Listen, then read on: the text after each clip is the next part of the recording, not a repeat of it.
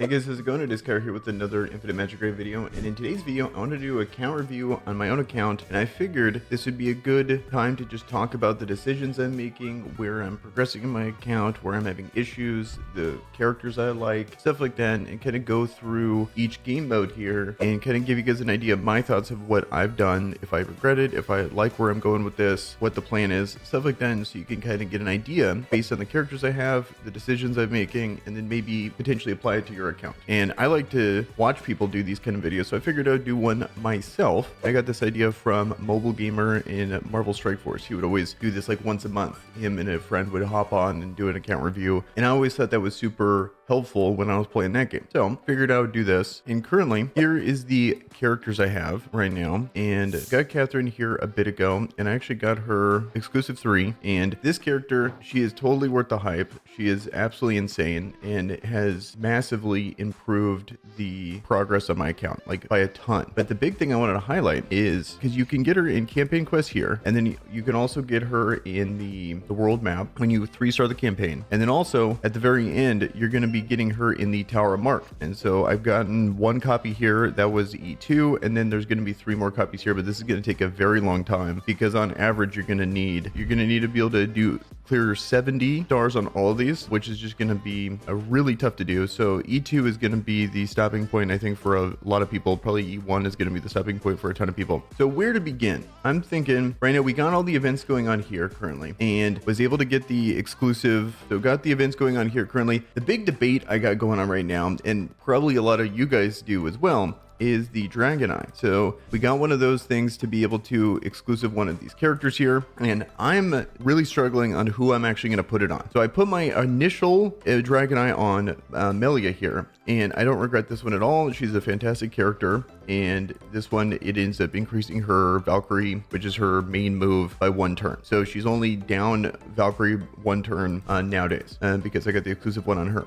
But exclusive 2 is actually really sick because now it's going to apply HP burning to all enemies for 2 turns when she casts it as well, which is fantastic, especially for dungeons. Because my big issue before, when it came to clearing Dwarven Ruins here, was I didn't have any AoE HP burn. So it was really difficult to be able to clear out these waves here, but I ended up getting Sigmund and leveling him up, and then now I have a lot more AoE, and it's not really that big of an issue. It would be better than it is now, and I bet we would be able to push through waves faster, but I don't really have an issue surviving the waves there. It's more about being able to survive and kill the bosses. So I don't know if it would really do anything for me on my account. One thing that I think totally would though, would be exclusive 3, but I only have 1. So it just seems kind of like okay, it's a nice little bonus, but it doesn't really move the needle in my opinion on what my actual issues is when it comes to these things. So, but it is good. And I understand people that would actually want to do it, especially if Melia is their only HP burner. It would be a no-brainer. If I didn't have Sigmund up, it would be a totally no-brainer. Also, one thing I'm kind of realizing with Sigmund is I like him in a lot of situations more than I like Melia. Even though Melia, when it comes to single target, she applies HP burn significantly more consistently, and she does significantly more damage. Like in the guild boss, she does like double Sigmund's damage. And to give you an idea, here's the stats on him. We got 71% effect hit and 117% mastery on him. And then with her, we have, 105% and only 80% or 79.1% mastery. But the big thing to make sure you actually hit stuff, I have this emblem on,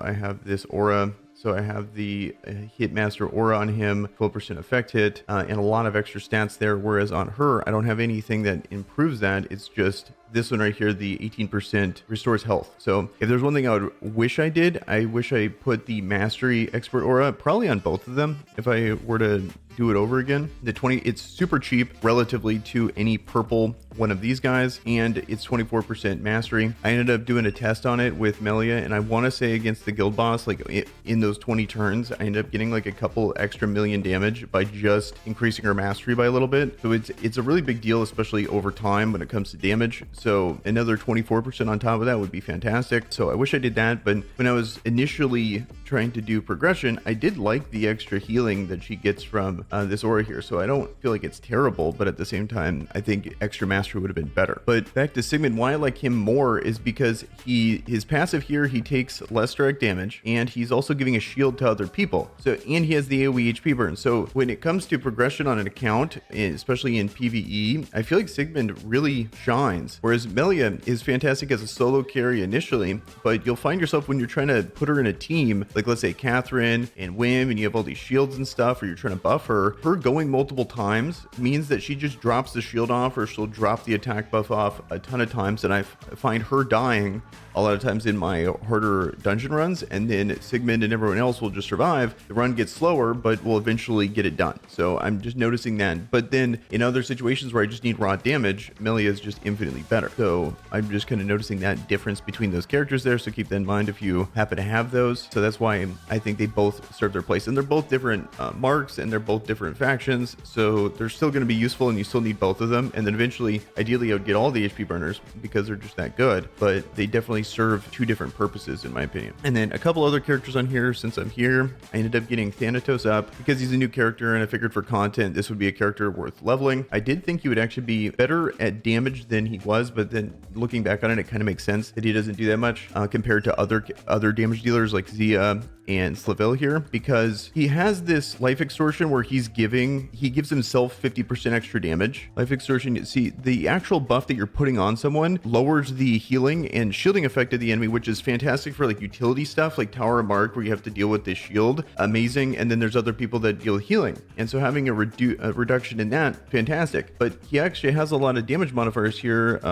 Yeah, so deals 50% more damage to enemy targets under life extortion, and then all his moves actually hit pretty hard, especially when you consider in they're doing 50% more damage. So I was thinking he was actually gonna hit pretty hard, but the thing about him though is that most good damage dealers all have ways of increasing their crit in some kind of way. So for example, she's increasing her crit rate and her crit damage. She's lowering her cooldown so she gets to go more consistently, so she's even doing more damage over time, and then she has a pretty big nuke. Whereas with him, he has similar modifiers, if not better modifiers, but he doesn't increase his own crit rate and crit damage, so you have to gear him so much worse than her, whereas you can target her to not necessarily need all this crit rate here, and you can just bump up her crit damage, especially with Slaville, where she's guaranteed to crit on the second part of her auto attack, and she's guaranteed to crit on her ult, which is insane. It does a ton of damage, and she has the passive where she's doing 100% extra damage on like when the enemy's by themselves, and then as you're clearing waves, she's increasing her damage based on the people she kills. So she does insane, like way more damage. But I don't regret Thanatos, because I think in the Tower of Mark here, he's like absolutely essential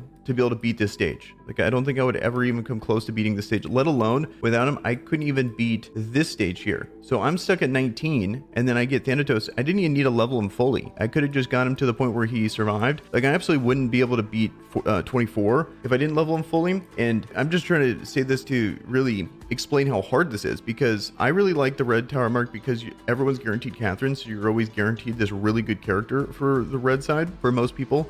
And it's still this difficult to be able to beat these stages here. So just keep that in mind when it comes to these Tower Marks. That's one of the reasons why I don't like focusing on it too much. I understand people wanting to beat just one floor 23 so they can get Catherine, but I think the amount of investment that takes is far less than, you know, anywhere down here. So it's worth going, especially based on the characters you pull, and if you have a ton of in one particular mark. I do think it's worth at least shooting for one Tower Mark 23 so you can do the campaign quest thing and then actually complete that. It is right here. You need this on the final chapter, plus you need floor 27 at Dwarven Ruins, and that's a whole nother thing. So it's like, that's worth it. But at the same time, these Tower Marks get so hard. This guy right here is actually pretty clutch for the red mark, because if you look through the red mark characters, there's really not that many people that can actually remove shields, let alone, what's cool about him is that he's not only removing the shields with this move here that takes no effect hit, but then he's able to apply life extortion through the shield. So you can apply this first, then loop back around, remove the shield, and then the shield he puts back on himself is only 40%, reduces it by 40%. And then what you can do is, in that time frame when the shield is gone, you're able to put HP burns on, and then the HP burns start to help with that shield. But the shield's so big that if it wasn't reduced just a little bit,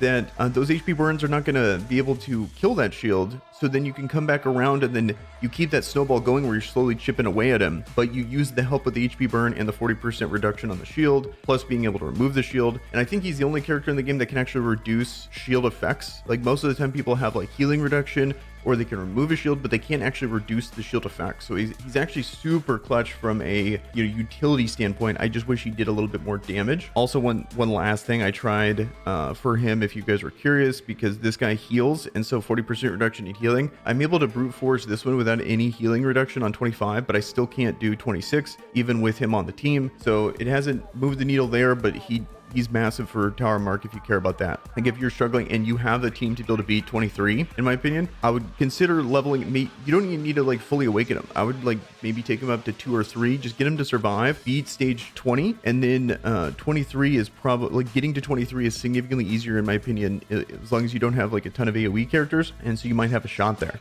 The frustrating thing about this is like I'm trying to make content that people can actually use for their accounts, and I feel like the second you take someone to E3, they just completely like people just check out because it's completely worthless for the normal person playing this game, and especially with Dario here because he has like he completely changes his kit. And so when I think of Dario, and like he's an okay character even at E3, but I think if I'm feeling this way at E3 with all of these different changes with the character, and he's actually pretty good when he has E3, he has a lot of cool stuff with the double disruption ray, and he's avoiding defense, and you can do some really cool stuff where you can just like you kill someone and then he kills that person, and then as he's killing the second person with his passive, someone else is getting weak, so one dies and then the one's half health, and then the one half health dies to the next hit, and so he'll just snowball and pop the entire wave here. So he has some cool stuff here, but no one's going to E3 him. So it's like he's really tough to really want to talk about, because I feel like him at E0 or E1, he's probably not that good of a character in my opinion. He's single target damage. There's better nukers out there. So I'm not the biggest fan of Dario, but I am a fan of him at E3. So but it's just not useful as a content creator trying to help people out or telling people if he's actually worth investing into when he's at E3. Don't really care too much about Arena. To be honest, like the only thing I focus on is just trying to level up the talents here. I do notice if you want to progress, you really need to have the buff here. Like, so this is 13% attack, 13% defense, 26% HP. This is a big deal. And I kind of yo-yo back and forth between if I want to progress something, I want to push this up. But if I want to progress the actual talents, then I want to fall, but I don't want to fall too far, because you get less talents the further you fall down. So if you fall down way too far, then you're not going to be getting that much here. And I pretty much have everything in the 10 range. Then it just gets astronomical on how much more it's going to take. But the only thing I really care about is speed. I'm just going all speed here, because everything as you progress, it gets faster and faster. And if you're not catching up on speed, it's going to be a problem. And so I think it's just easier to just shore that up and try to invest in it now, so I can at least know on the back end that I have as much speed as possible. As you're seeing here on the red mark, like red mark is the one I have the best characters on. I've been really focusing on that, so that's going to get my Catherine and my Sigmund up, which are my big progression characters. I think a lot of people are going to have red as their big mark there, because Catherine's guaranteed. Lucifer is someone you can pull that's really good, like, not pull, but like you can get him out of here as a mythic character. He's a red mark. There's a lot of good options for that type of character there. So that's why I'm kind of thinking that potentially people are going to be doing this, and I'm just going speed. So that's kind of what I'm doing there. As for dungeons here, this is kind of the main thing. I'm just farming rum because this is the one I can really progress on. I luckily was able to beat 27 on auto, but I don't think it's consistent enough. I've just been doing 26. One thing I want to highlight here is just, okay, so here's the power of 26, but then look at the power of 27. It goes up massively. And then on 28, it goes up massively. So it's going to take a lot. And I don't even know, like, I don't think the characters I have, like if I just get better gear on them, are really going to be able to make a difference here. I was looking at like MacChan, he has a video and he uses Nordak to be able to beat some of these stages, but he also has Hizania. So Hizania is so good, and I don't think the characters I have, like maybe my runs will take a long time, but he's able to like just nuke down waves because he has like multiple exclusives on Hizania, and I think that's probably like the best essentially AoE nuker in the game, especially for PvE, because it auto procs that HP burn. And so since I don't have that character, I don't know if I'm gonna, until a long time when I have like a lot more stuff in Tower of Mark, a lot better gear, progression that way, maybe push up to like, because I'm actually pretty high in Arena. So 13, I believe it caps out at 15% and 30% HP. So I'm pretty much maxed out there, and it's still like super tough to be able to actually do this kind of stuff. So I don't know if I'm gonna need a mythic. Maybe I need Luna, maybe I need Nordak. I really want to go Ben Austin, but I was able to at least beat campaign 3-star and 26 on a dungeon without any mythic on there. So that's nice. So it kind of frees up my choice on which mythic to go, because I think a lot of people want Luna or they want like Nordak or something to be able to beat, specifically Luna, to be able to 3-star campaign, and then they decide on who's next, because it's like, okay, I need Luna to be able to 3-star the campaign, then I'll go to the next guy. And luckily I was able to beat it without that, but I don't think that's going to be the norm for people because I am a spender. And so I think probably Luna's most likely going to be the best choice for people, because I'm assuming what's going to happen is it's going to take a very long time to be able to exclusive out people. They might not necessarily get all the best characters. I kind of want to go Ben Austin, but I'm kind of thinking that, is he really going to change? Like the thing that he absolutely will change for is really good clan boss damage, and we'll talk about that here in a second. But it's like, this for sure is gonna be awesome. And I think a lot of the dungeons I'm struggling with here, I'll get to the boss, I'll be able to kill all the people here, but just more damage is kind of what I'm missing here. And then because these guys ramp, this guy doesn't ramp at all. So this guy, I just need either more damage, or I need some way of reducing the healing to be able to beat him. And I really want to farm this guy because I do want 6-star pieces of hit and mastery, but then I really want effort too, because he's the guy that's kind of keeping back my nukers from being able to do good damage, because he's the one that has the attack gear, he has the crit damage gear, which I want, especially on Slaville, because I don't have to worry about crit rate on her. So this is the one I want to beat, but I can't beat 26. And I end up he ramps up and then ends up one-shotting all my people. So it's like, I'm just not doing enough damage. Like, I feel like I can, just putting on 5 HP burns consistently is not enough to be able to beat him. I need to be able to do some more damage as well. So potentially having Ben Austin be able to do the everyone get in here attack at E0 would actually be pretty good. And he's also going to be calling someone in, the person with the highest attack. I can see him being actually pretty good for that, but then he gets super good when you exclusive 3 him, but that's 250 shards to be able to max him out. So it's kind of tough to decide if I want to do that, or if I want to pick a different mythic. I'm pretty convinced on him. I'm probably going to pull the trigger on him. Nordak's great too, because I have the 60% shield on Catherine, so I can just buff him up, and then he'll be able to spread that shield to other people. He also has damage immunity. He's also giving other people other buffs here. So there's a lot of good options here. I don't think I'm going to go Luna. I could go like, this guy does like really good AoE damage, but I don't really value AoE damage that much, to be honest. Like, only in arena would you ever really care about AoE damage, in my opinion. Lucifer's fantastic. I would want to go him, but I really want him exclusive 3, so I would like want to go all in on him. It's tough on what I would want to do there. Lastly, Faction Abyss. Like, I talked about how I really wanted to focus on this, and here is that plan in action here. So I'm currently at stage 20. What I'm really liking about Sword of Harbor Guards that I didn't even really consider at the time was just how nice their faction bond is, where you get the 10% extra damage when self HP is above 50%, and then it reduces the damage they take when they're below 50%. So this is actually really clutch, especially with someone like Zia on here is nice. And then a couple of these characters that I leveled up kind of. So this guy, Verdo, one of the, I think he's the only one in this faction that does the attack up. And I really like the 40% attack up. The difference that it makes on Zia on her damage is absolutely insane. And then he does kind of have these bonuses here where he will AoE them down, lower some turn meter, and also grants allies 14% more effect hit, which is just a nice little bonus there. And also, you know, as Sigmund as well, really shores up, make sure he's going to land it. I have good amount of effect hit on him already, but that's just a nice little bonus. But this guy's interesting, and I don't know if I'm actually going to fully max him, but I did book him because he's almost like a placeholder, and his entire purpose is just like, hey, you have another good character here. Let's just allow that good character to go multiple turns. And because this guy's interesting, where right here, he increases his self turn meter by 10%, and then he gives someone 100% turn meter and speed up on a 3-turn cooldown. And then if you have him exclusive, it's 20% more attack. Then on a passive here, he's giving himself turn meter. What is that? 4, 8, 20% turn meter. Just every time he goes, 20% turn meter. That's sick. It's like a Sendo, like exclusive Sendo. And then lastly, he's reducing turn meter, and then I have him exclusive 1, so increases the turn meter reduction to 25%. So he's just like stopping someone from going. He's making sure someone goes. So what I like to do, just make Catherine go a ton. Like, he ends up dying super fast, so I would need to actually level him up and make him strong. But I feel like this character is like, you know, most people are not going to want to either level him or appreciate him for a very long time, because it just makes no sense to ever level this guy up early. And I think a lot of people don't have this many A5 characters, and that they're probably just struggling to make their own main team, and this guy doesn't fit there. But when you start to faction, like when you want to do Tara Mark, when you want to do like this faction stuff and you want to be able to push that, like having characters like this is going to go a long way. And they really need to make it to where food is way easier, so we can actually have fun and try to figure out these kind of interesting team comps here, because food in this game is so difficult to get here that it's going to be forever. Like, I'm just going to leave him at a 1 here for probably months, because it's just not realistic to ever level him up. But when he is leveled up, I think it's going to go a long way in increasing my Sword Harbor Guard stages, because what's going to happen is when he takes damage, he gains turn meter. When he auto attacks, he gains turn meter. When he goes, he can either give 100% turn meter to someone, or he can lower someone's turn meter. So he's just constantly going, constantly getting his turns back up, but then constantly giving turns to someone else. So I would give those to Catherine, depending. If I give them to Catherine, what that's going to do is immediately allow her to cleanse everyone based off her passive. It's going to lower her counter attack, so you get more shields, you get more counter attack. So it's like, I think he's actually really good.